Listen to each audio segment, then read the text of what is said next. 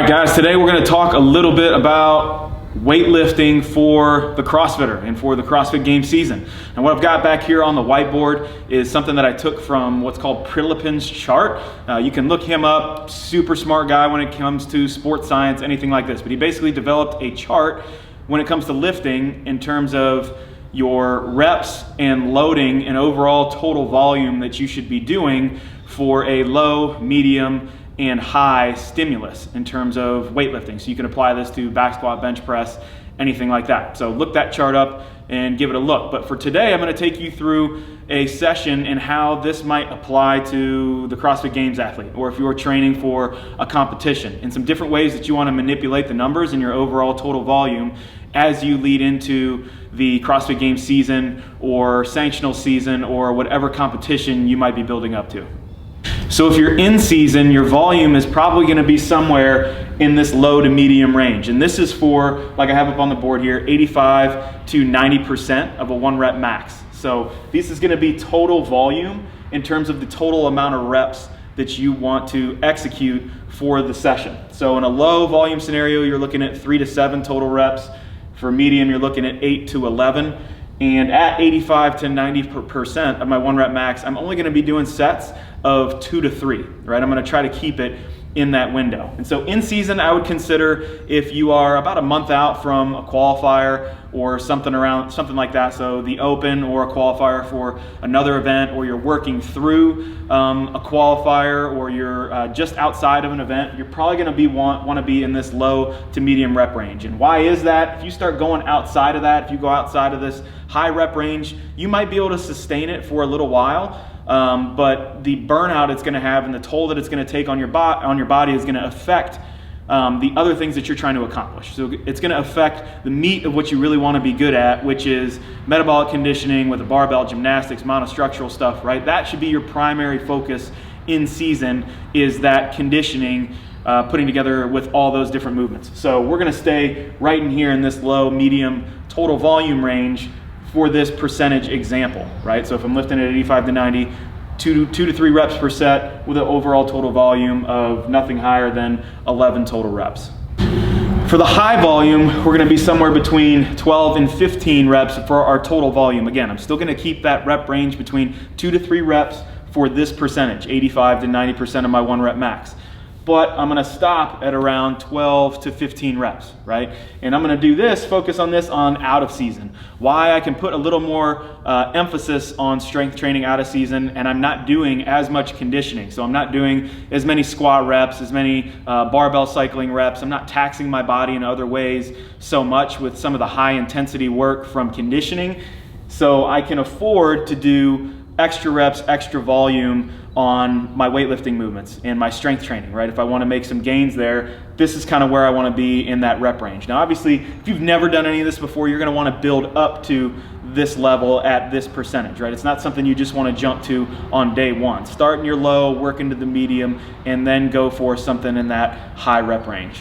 Okay, so just to reiterate again, these numbers on the board for the low, medium, and high, that's your overall total volume of reps in the workout. So like I said, I'm gonna work on clean and jerk today, and at this percentage, 85 to 90%, I'm gonna stay between 2 to 3 reps, right? So I consider myself out of season right now. I'm not in season, so I'm gonna focus a little more towards this medium to high rep range or total volume of work. So for today, I'm gonna do 6 sets of 2 at 85 to 90% of my 1 rep max clean and jerk. Now what's that gonna do? That's gonna put me in that 12 rep range for the high of the total volume, and I'm gonna vary the weight as I go along for those sets of 2 between 85 and 90% of my 1 rep max.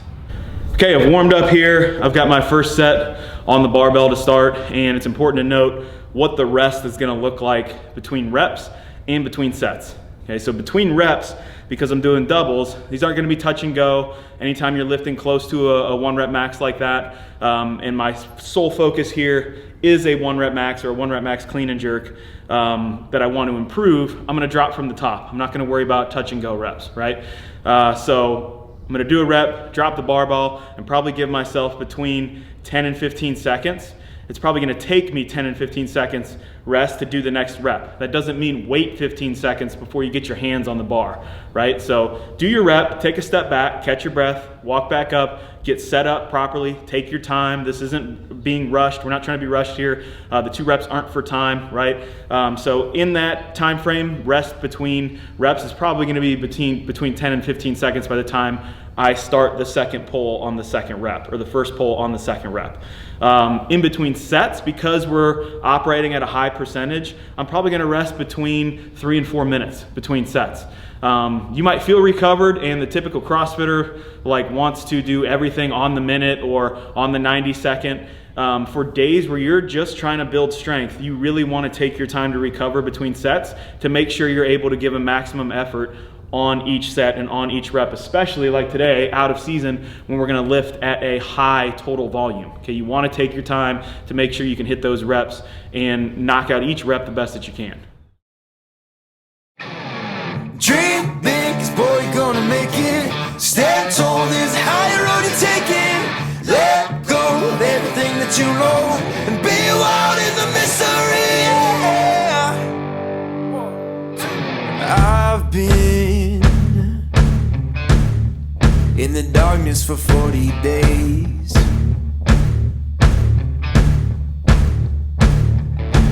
I've been searching for holy flames, a sign to light up the way. So can you help me out? Can you help me out?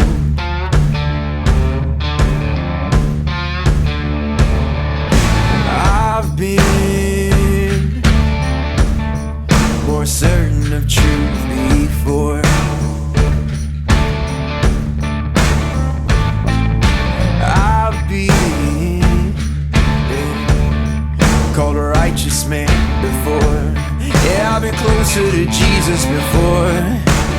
So can you help me out? Oh, can you help me out? Okay, so I'm partway through the session right now, and the one thing that I'm noticing is, although the clean feels pretty good, my legs are a little bit tired from earlier this week. My jerk is way off, especially on the first one. I'm not getting underneath the bar quick enough, and I'm trying to basically press the bar out, or not dip down underneath, but use my strength to press it out rather than technique. The second reps are much better, but I'm not gonna jump up and wait until I feel confident that I've stuck both reps. So until I hit a really good double where both of the jerks are good, I'm not gonna add any more weight. Right now I'm at right around 85 to 87.5%. I'm not gonna jump up to that 90. I'm not gonna add 5 or 10 more pounds until I can get both reps clean. I'm afraid of the things I've been told. So can you help me out? Oh, yeah. Can you help me out? Am I on my own? Am I on my own? Or can you help me out? Am I on my own? Am I on my own? Or are you speaking out? Are you speaking out? All right, stuck those last 2 reps, so I'm gonna add a little bit of weight. I think I can feel you say, dream big, 'cause boy, you're gonna make it. Stand tall, there's a higher road you're taking. Let go of everything that you know and be wild in the mystery. Dream big, 'cause boy, you're gonna make it. Stand tall, there's a higher road you're taking.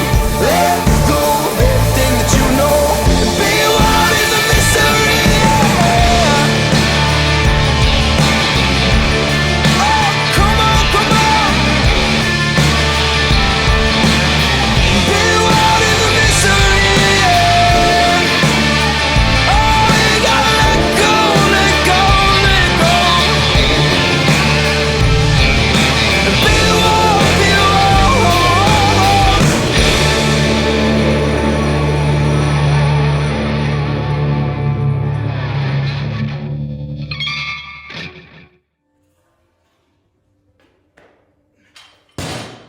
All right, so quick wrap up. Session went really well. Definitely was able to pick apart some inefficiencies I have, specifically in the jerk.